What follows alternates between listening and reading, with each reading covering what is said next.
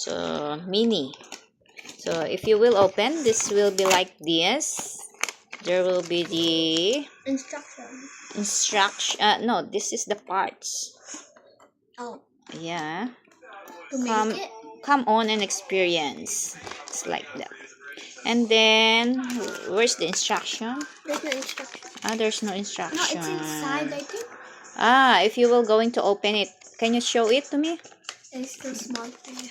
It's very small for me to read. So, according to my kid, it's very small for me to read. Oh, really? It's very small. Indication, contraindications, then the attentions, how. Nandito po lahat. It's all here on the manual.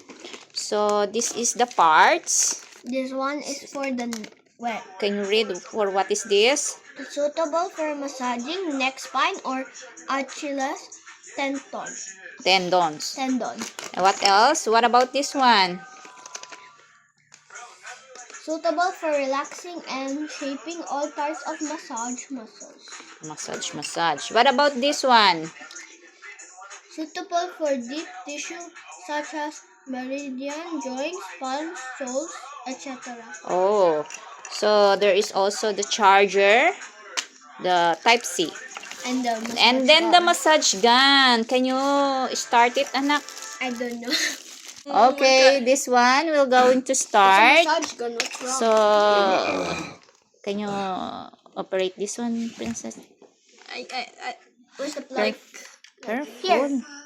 I don't want to do this. I want to read. Okay.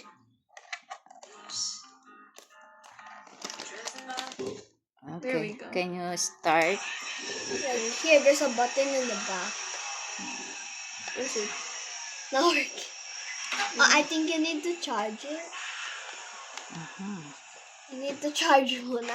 You need to charge first. Okay. Oh, see you later. Is this?